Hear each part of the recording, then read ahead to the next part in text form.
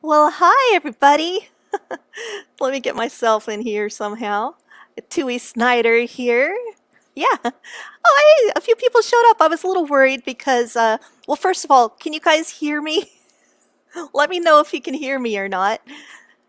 Yay, Kenneth showed up. Hi, so glad. Thank you for coming. This was a real spur of the moment thing. And I see where is Debbie here too. And I'm just looking around. Last time I was on, I accidentally muted myself, so oh, my glasses sometimes get crooked too. And hopefully they're not reflecting too much. Yeah. Oh, hi, Carol. Hey, hey. Oh, someone said Anton. Oh, hey. How you doing, Tony? Loud and clear. Okay, good. Yay, yay. Elbow cough. Yeah, let me know, people. And I'm holding my microphone up, so I think I'm gonna have to get some sort of new one because I still have some issues with crunching sometimes, as some of you who've watched me before know. But anyway, I'm gonna make this a little bigger. I think if I go like this. So today, yeah, Alamo cat. Oh, hi, Tim showed up. I'm just gonna say hi to everybody for a minute here before we dig in. Hey, hey, Tim. Howdy, Wade, my synchronicity buddy. Oh, hey! Woohoo! All right, Eric's in. Urbex, thank you. It's Monday. I know. I left the banner that says Tombstone Tuesdays up there just because that's the name of my channel. But I know I'm being kind of silly. Like last week, I had issues and I had to do my show on Wednesday, and now I'm doing this. This is just a spur of the moment show because I'll tell you why here in a second. But what can I say? I just yeah, someone else here is saying, someone else I think said it's Monday. I have a little trouble going through here. Oh no. All right. Well, here's the deal. I decided that I wanted to share something, an excerpt from my latest book. I know some of you have it, but it's really timely. And I also found a couple other tidbits to put in there too. I'll show you my book I'm talking about is this one. It is called 6 Feet Under Texas. And it is, you think I'd have it memorized, but I don't, Unique, Famous, and Historic Graves of the Lone Star State. So I tell you the story behind well, I have 50 chapters in here, and some of the chapters have more than one headstone in it, but they're all really interesting cemetery stories from the Lone Star State. And so I was thinking, I was suddenly, March just snuck up on me. I suddenly realized, hey, it is March. And I thought, whoa, I ought to do this. Oh, but before I do, let me tell you and remind you that tomorrow I do have a guest tomorrow, Harry Hall. Wonderful guy. Harry is really amazing. He does a lot of research, and it's not going to be about graves so much, even though he's on my Tombstone Tuesdays show. We're going to talk about this amazing book he wrote. It's called The Pedestrians, and it's about America's first superstar athletes, if you can believe it. And they were not what you might think. They were female walkers. So these women would walk, and you can kind of see it, trying to get the glare off it. He did so much research. It's really fascinating. And the reason I'm having him is because, March is Women's History Month. So I thought I should do some sort of women's themed type of show. And oh, hey, I have a few more friends here. Janice, howdy, howdy. Hi, thank you for coming. Now, you live down in San Antonio, so you might want to go see this afterwards. I do tell you where to see the graves when I'm done. And we got Scott. Howdy, howdy. Thank you for showing up on everybody, thanks for coming on short notice. This was a total whim. I just got a wild hair and just kind of, oops, speaking of hair, I'm getting something in my mouth there, and just went for it. And David, hi, thank you so much for coming. All right. Well, let's get into it a little bit here. Now, before I tell you the story, I do have a sponsor for this show. And today's sponsor, I figured it went since I'm talking about the Alamo cats. Me and the hair there. I thought, here's my sponsor. I'll make it a little bigger so you can see. Today's sponsor is Ratnip. I guess it's like catnip, except it does not have a very happy ending. And of course, the real sponsors today are my Patreon supporters. I have Angel, Scott, Ghost Cat, Ian, Jessica, Ann, NVJ, Ken, Patty, Sarah, Julie, Margaret, Hugh, Mikhail, Naomi, Tim, Pete, Sarah, Rachel, and Tui, who is no relation to me, but she has a very cool name, doesn't she? I don't meet a lot of Tuis, and the only other Tui I met was actually a big burly guy from the Pacific Islands. So, hey, howdy, howdy, thanks for coming. Well, I hope you guys enjoy this show. So let me get into it here. Now, tomorrow is March 2nd, duh, but that happens to be Texas Independence Day, y'all. Now, this marks the day when the Republic of Texas officially declared independence from Mexico. So we're talking March 2nd, 1836. Now, the most famous battle between the Republic of Texas and Mexico took place down in San Antonio, and this was in December of 1835. So the war was going, great guns at this point. And of course, you might have guessed, I am talking about the Alamo. And the Battle of the Alamo was a very bloody battle, and every single guy who fought for the Republic of Texas in that battle died. And I gotta say, I am by no means an expert on the Battle of the Alamo, but do you know who is? I'll give you 3 guesses, and if one of them happens to be this guy, then you are right. Yes, it is true. Phil Collins, that pop star Phil Collins. I know he's British, he's not Texan, but whatever. He has a real fascination with the Alamo, and he studied it voraciously. In fact, he became such an expert on that little slice of history that he wrote a book. It looks like a really cool book. It's quite expensive, so I don't own it. But I thought that was really something. I saw he was giving a talk about the Alamo. I got like a press release a few years ago. And I thought, oh, some guy named Phil Collins wrote a book about the Alamo. It can't be the Phil Collins, can it? Well, yes, it happens to be the Phil Collins. So he's an expert, and he's also rich, as you might have guessed. I mean, Phil Collins, come on. So as a result, he was able to indulge his passion for the Alamo history, and he has amassed this incredible collection of items related to the Battle of the Alamo. I mean, we're talking hundreds of documents. He has letters written by Stephen F. Austin and Sam Houston. He has all sorts of artifacts, uniforms and muskets and weapons. He even has a shot pouch that Davy Crockett allegedly gave to a Mexican soldier right before he was killed. Now, I don't know the full story there. I'm not the expert. Phil Collins is. But I should let you know, I thought this was pretty cool. In 2014, Phil Collins donated his entire Alamo collection. And this collection people think it's worth tens of millions of dollars. He just flat out, no strings attached, donated it to the state of Texas. I was like, for free. I mean, here you go, guys. I guess he thought it was the right thing to do, and I thought that was awfully generous of him. So, I don't know if anyone has any thoughts on that. Did anybody know that he was I thought it was pretty crazy that of all people to be, I never would have guessed he was the Alamo expert that he is. But since I talk about graves on this channel, pretty much every video or every chance I get, I have to share a little tidbit with you about the Mexican general who fought against the Texans at the Alamo. I'm talking about Santa Anna. He has a much longer name than that. General, I think, Diego Antonio Lopez de Santa Anna. But Santa Anna, however you want to say it. He is the one who led the Mexicans into battle at the Alamo. And a couple years later, he lost a leg in a different battle. So after that, he wore a prosthetic leg. And here's a picture of it. And he was really, one of the things he would do, one of his little quirks, like you could say, is that during military parades, he would take off this metal leg as he's going down the street and just like wave it around to the crowd, like, woohoo, look at all I have done. Look at how I sacrificed for Mexico. I gave my leg for this country. That's okay. I guess I can see where he might think that. Um, but it gets even weirder.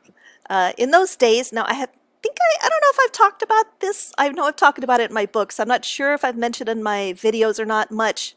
But 100 years ago or so, if you had an amputated arm or leg, you would bury it. Sometimes you would even get a headstone for your arm or leg. Up near me, in a place called Paradise, there is a leg there for F. Stewart. And over in Granbury, just a little south of me, there's an arm that someone had buried. So people would bury their arms and legs if they were amputated. And this, a lot of times back then, it was on the due to the fact that they thought at Judgment Day they really needed all their parts. So Santa Anna's leg was buried, but here's what he did. He dug his leg up and then he reburied it with full military honors. Like all the fanciness you can imagine. At his funeral, there were prayers, there were speeches honoring his leg.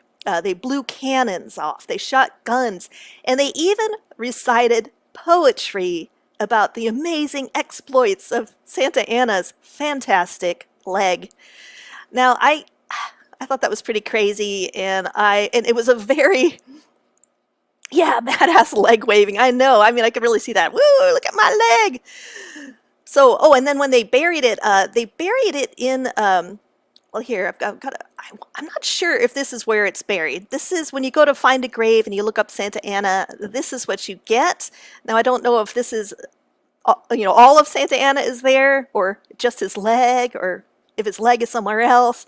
But wherever they did bury his leg with that big fancy funeral, they actually, like I said, it was a huge, huge military funeral, all the military honors. They put his leg into a crystal vase and they buried it. The monument they had was really pricey. And it's down in Santa Paula Cemetery. So obviously I would like to go there someday and see if I could see what his monument looks like for his leg. Like I said, this video, I just kind of threw it together on a whim today because I just suddenly went, hey, tomorrow's Independence Day here in Texas. And I wanted to tell you about the Alamo cats. And so, I didn't get time to do my usual sleuthing. Oh well. I still think that's kind of weird and interesting, fascinatingly weird. So a few years ago, I gave a talk down in San Antonio, and of course, I had to go visit the Alamo. And, if you ever go to San Antonio, it's a UNESCO World Heritage Site. It's really fascinating. There's a lot you can learn there. I really enjoyed it. And of course, if you're watching this channel, there's a good chance you are a taphophile, cemetery tourist type of person like me. If you also happen to love cats, as I do, then you're going to want to see the graves of the Alamo cats. So let me tell you about these Alamo cats first. Here's the very first Alamo cat. Her name was Ruby Legato. And in 1981, one of the guards at night was patrolling the Alamo grounds, and he looked up in a tree, and maybe he heard some mournful mewing. That's kind of what I imagine. But he saw there was a cat stuck in a tree, and he coaxed her down, and they bonded. She decided that she owned the Alamo, and all the employees loved her, the visitors loved her, and she just became the Alamo's mascot. She was really territorial, and she would defend the Alamo from rodents and, other stray cats and other animals. She was really good at it. And in 1982, she gave birth, and it made TV news. Like, everyone loved Ruby Legato. Now, the sad thing is there was a flood and heavy rains in 1986, and I don't know the particulars. It just was too sad to look into, but little Ruby Legato actually drowned. So it's too sad. Oh well. So then 10 years later, another cat decided to adopt, and it was a female cat again. This cat decided to adopt the Alamo. And there you can see her in the foreground, just kind of strutting around like she owns the place because, in her mind, she probably did. So her name, as I said, was Cece. And she was another excellent mouser, and she loved humans and like they gave her the full run of the place, like inside and outside. She was really smart too. They claim she was a bilingual kitty, which is a good thing to be here in Texas. And her reign at the Alamo actually lasted for 18 years. So that was quite a long-lived kitty. Unfortunately, she did get quite ill into 2014, and they did have to euthanize her, but she had had a really quite a full, happy life there patrolling the Alamo. Now, since 2015, there's been a new cat on the scene at the Alamo, and this cat is named Bella, which is rather appropriate because she's so pretty. And she is a calico, as you can see, and she's really friendly. Unfortunately, the day that I was there, it was like 100 degrees, and so when I asked about her, the staff was really nice. There was a guy named Sam who showed me where the graves are, which I'll get to in a little bit, and he helped. I ran around with him. We tried to find Bella, and then he went to the back and he said, "Oh, she's in the back offices by the air conditioning," and I really couldn't blame her, so I didn't get to meet her in person. But what I did do, I have to admit, I did buy a plush toy version of her because I wanted to support the Alamo, and besides, I brought this back. And my own cat, for some reason, really likes this toy, so sometimes you might see it behind me in videos because my cat kind of attacks it every now and then. Now, this Bella, the Alamo cat, she even has her own Twitter feed, and I remember I tweeted at her a few times, and she's very friendly as a Twitter personality as well. So meanwhile, as I'm getting along here, here are the graves of the Alamo cats. So Ruby Legato, they just have Ruby down there, and Cece, and then they have not really their full life, they have the time that those dates on there really pertain to when they were patrolling at the Alamo. Like I said, I had a little trouble finding them, and I'll explain. So if you go to the Alamo, there's restrooms, not the restrooms in the gift shop, but I think they call it the comfort station on the map. I'll show you. And you can't get to it. The graves are behind a fence, but if you stand there, you can get, quite a good look. I mean, I was able to get pretty close, as you can tell. Let me show you what the map looks like. So when you go to the Alamo, and here's the gift shop and all this and that, where I've got that bright yellow asterisk, here I think it says comfort station. So these are the bathrooms, and then you're gonna just kind of look over through into the employee only area, and then when you do, you will be able to see the graves for the Alamo cats. So, oh hey, I've got someone else. So yeah, now what else did I want to tell you? I know I had some other things I wanted to tell you here. I did want to say that I hope that tomorrow you will come back and see my guest, Harry Hall, who I'm going to have tomorrow to talk about his amazing book, The Pedestrians. And it's all about these female superstars of America. Like, they were the first big sports stars of America they were walkers. They would just walk around. So, yeah. But I'm just curious, you guys, have any of you been to the Alamo? And did you know that there were cats there patrolling? Restrooms and waysides, my territory, he says. Here, I'll go back to the to the Alamo cat graves there.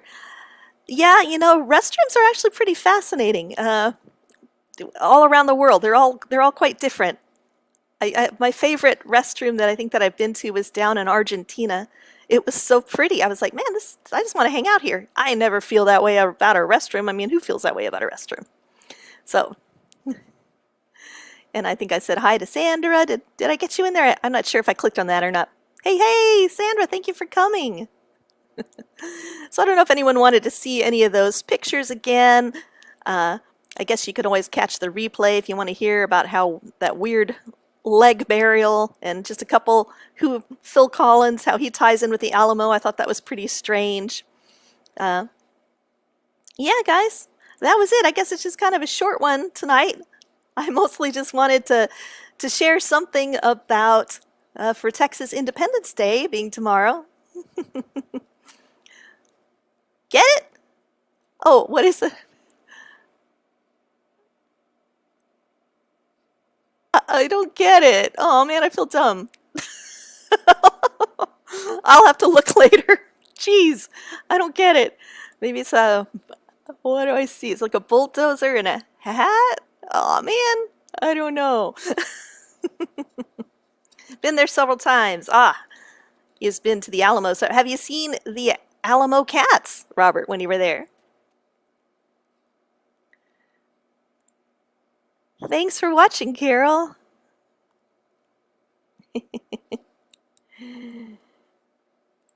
Yeah, you bet, Debbie. Man, that time just flew. Ah, guess I've only been on about 20 minutes. Ah, all right. Oh, you've seen all the cats. Aren't they great? Oh, you know what I forgot to mention is that the cats, there are books about the cats. I meant to have a slide about it, and I forgot because I got a phone call. But there are actually, if you go to Amazon and you type Alamo cat, there are 2 different books about the Alamo cats. So I think they're great children's books. Whoa, what's this? Vern's been to the Alamo. He wanted to hear your chat. He said cats at the Alamo. Yeah, they. Oh, here. I don't know if Vern's here now. Did Vern see? Here is the current Alamo cat. It's really beautiful calico. But each of the cats have adopted the Alamo. They weren't, they didn't say, "Oh, we need to have a cat." Just a cat showed up. It's kind of like how cats introduce themselves to me. Has that ever happened to you guys? That's how pretty much every cat I get. One time I just opened the door at like 5 in the morning to go to work, and there was just like this little kitten standing on my doorstep. That's how I got my little bebop. Oh, you didn't know yeah, see? Well, now you know. Next time you go back to the Alamo, you can, if you're a cat person, keep an eye out for the Alamo cats. Yeah, Bella is very pretty. There's a lot of pictures of her on her Twitter feed. Yeah, she is really pretty. She's got a lot of fur. You would think no wonder she was hanging out in the air conditioning. I don't blame her. Oh, Vern is here. Okay, glad Vern's there. All right. Well, I wanted to show him stuff. I don't know if you and Vern heard all the weirdness before. I was talking about Santa Anna's leg and everything, but you can always catch the replay if it grabs you. Been there a couple times, but no cats. Yeah, and I have another. So tomorrow I'm going to have my friend and author Harry Hall come on. So if you are interested in learning about the pedestrians, which were the first big, they were the first superstars. The title of the book is America's Forgotten, the Pedestrians, America's Forgotten Superstars, and they were like the first big sports. Like famous sports, athletes, I guess? I'm not a big sport person. I don't have the sport words. All right, so the first, really popular athletes in America, and they had a lot of exploits on and off the track that kept them in the newspaper. They were rather rowdy ladies, kind of wild ladies. They had some, I don't know what, scandals involved. And it's a nice thick book. He did tons of research on it.